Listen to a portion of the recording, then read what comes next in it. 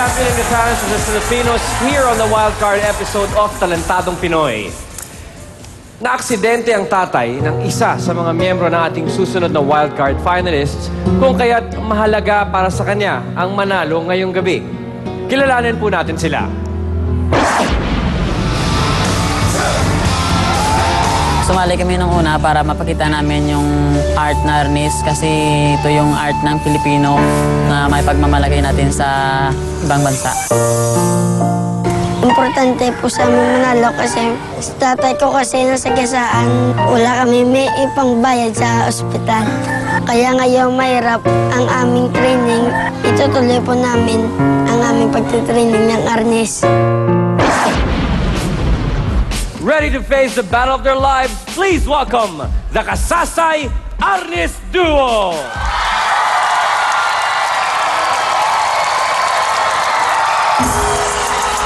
Sa tunahuna nga istorya kat panahon, nakilala ka sa ngalan nga irong-irong, puno sang mangkat, kagsang katahon sa idalong ni Tago pa iburong.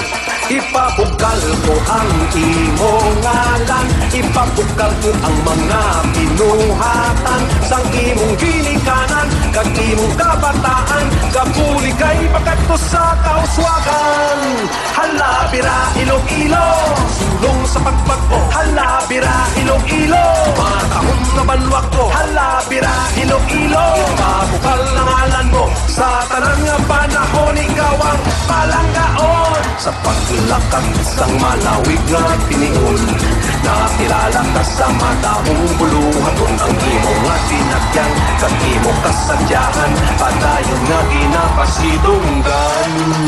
Imoon ko ang tanan nga masarangan, isinggit ko sa bilog nga kalibutan. Kita mga Ilonggo, tunay nga Pilipino, mapisang katungganon nga mga tao. Halabira Iloilo, sulong sa pagpagpo. Halabira Iloilo, matahong tumanwa ko. Halabira Iloilo, ipabukal na ngalan mo sa tanang nga panahon, ikaw ang palanggaon. Halabira Iloilo, sulong sa pagpagpo. Halabira Iloilo.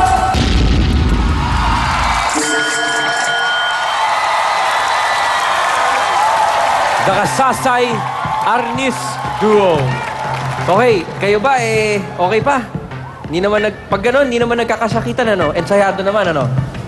Okay, hinihinga lang ng konti. Okay. Shalala, ano sa palagay mo?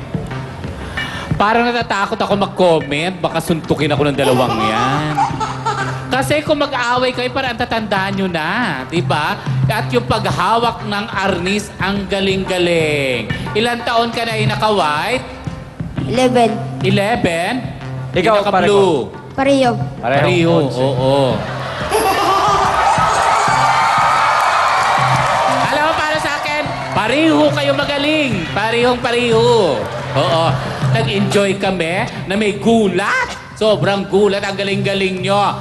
Okay. At para sa akin, sana ito ang sinusuportahan ng sports. Yung mga ganitong bata, maliliit pa lang, natututo na ng mga arnis. Malay nyo, paglaki nyo, pang-Olympics na.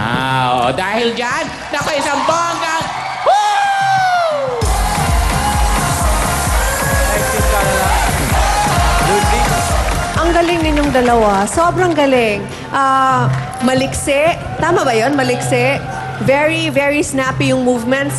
Kung makalusot kayo sa round na to, ang sasabihin ko lang sa inyo, sana mas linisin nyo pa yung fight scene nyo na mas suabe. Kasi hindi naman siya totoong away talaga eh. More ano siya, yung parang pang show lang. So kung kaya nyong gawing mas pulido yung mga transition, yung mga flips nyo, kung kaya nyong mas linisin pa yon, ang hirap-hirap nyong talunin. Pero ang galing-galing ninyong dalawa. Thank you, Lucy. Direct Mac? May character dapat na piniplay. Sana nang piniplay kayo. Tapos merong building up to something climactic. Hindi lang basta barugan. Pero sa punto ng skill at sa punto ng entertainment, mahusay na mahusay kayong dalawa. Congratulations. Maraming salamat, Direk. Maraming salamat sa Scout. Okay, mga pare ko. Maraming salamat sa inyong pagpapasikat. lusot kayo sa kortina. Kita tayo mamaya sa ending, ha? Maraming salamat, Kasasay Duo.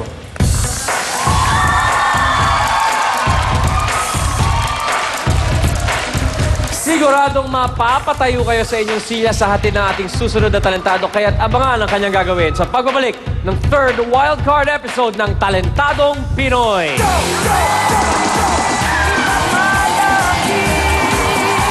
Walang kukurap sa mga performances na inyong masusulyap. Sila kaya ang maghaharap para Battle of the Champions ay maganap.